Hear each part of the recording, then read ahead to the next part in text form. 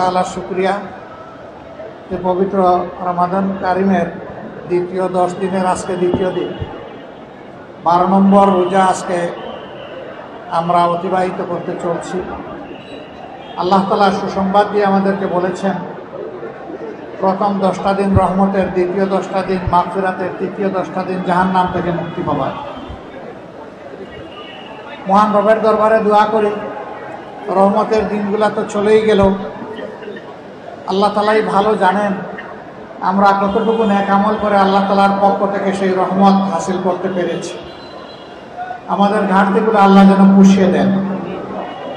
মাগফিরাতের দিনগুলা শুরু হলো, আল্লাহ যে কয়টা দিন, যে কয়টা মুহূর্ত আমাদেরকে হায়াত দিবেন, আমরা যেন আল্লাহ তাআলার পছন্দ মতো কোরআন নাজিলের এই মাসে, কোরআনের বিজয়ের এই মাসে, বদর যুদ্ধের এই মাসে, মক্কা বিজয়ের এই মাসে আমরা যেন আল্লাহ তাআলার পছন্দ মতো বাকি দিনগুলো আমল করতে পারি। আল্লাহ যেন আমাদেরকে তৌফিক দান করেন। মক্কা বিজয়ের মধ্য দিয়ে কার্যত ইসলাম দুনিয়ার বুকে প্রাতিষ্ঠানিকতা লাভ করেছিল। এরপরে একের পর এক দেশ বিজয় হয়েছে এবং দেশগুলো মানবিক ইজ্জত, সম্মান, নিরাপত্তা তারা ফিরে পেয়েছে। আমরা আমাদের দেশও কোরআনের আলোকে গড়ে তুলতে চাই। কোরআনের আলোকে যদি দেশটা গড়ে উঠে, ইনশাআল্লাহ সমাজে দুটো জিনিস থাকবে না, একটি হচ্ছে দুর্নীতি, আরেকটা হচ্ছে দুঃশাসন।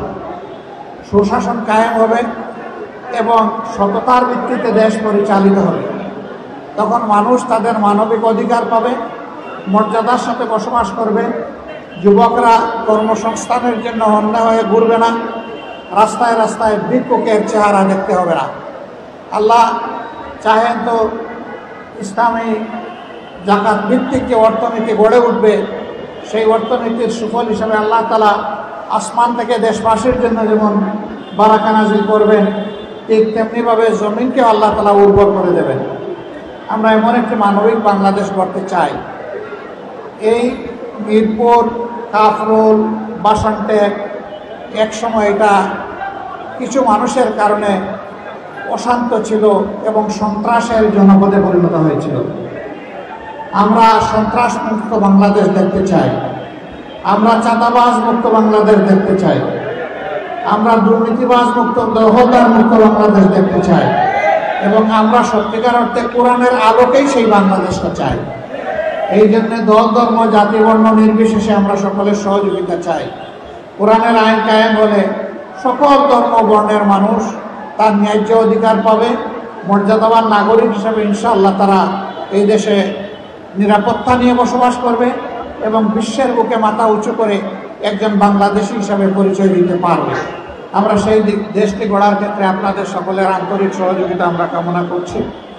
সম্মানিত ভাইরা, রাস্তার অবস্থা খারাপ হওয়ার কারণেই আমাদের আসতে খানিকটা দেরি হয়ে গেল। আপনাদেরকে মন ভরে একটু দেখতে পারলাম, এটাও আশঙ্কায় পড়ে গেছিলাম যে মাঝখানে এই রাস্তায় চলতে চলতে আটকা পড়ে পড়ে আজান আমাদের কানে শোনা হয়ে যায় কিনা, ইফতার গাড়িতে বসেই করতে হয় কিনা। আল্লাহ তাআলা মেহেরবানি করে এই পর্যন্ত পৌঁছে দিলেন, এই জন্য আল্লাহ তাআলা শুকরিয়া আদায় করি। আর ইনশাআল্লাহ চলার পথে জীবনের বাঁকে বিভিন্ন সময় আমাদের দেখা হবে, মোলাকাত হবে। আমি শুধু আপনাদের কাছে প্রাণ ভরে দোয়া চাই, আল্লাহ তাআলা একটা দুর্নীতি এবং দুঃশাসন মুক্ত বাংলাদেশ গড়ার যে অঙ্গীকার নিয়ে বাংলাদেশ জামাতে ইসলামী কাজ করছে, আল্লাহ যেন এই কাজটা সুষ্ঠুভাবে করার তৌফিক আমাদেরকে দান করেন। দুনিয়ার কোনো লোভ লালসা আমাদেরকে যেন পেয়ে না বসে। আমরা যেন পরিচ্ছন্ন হৃদয় নিয়ে আল্লাহকে ভয় করে, মানুষকে এবং দেশকে ভালোবেসে আমরা যেন একটা সোনালী মানবিক বাংলাদেশ গড়ে তুলতে পারি। আল্লাহ যেন আমাদেরকে এই তৌফিক দান করেন।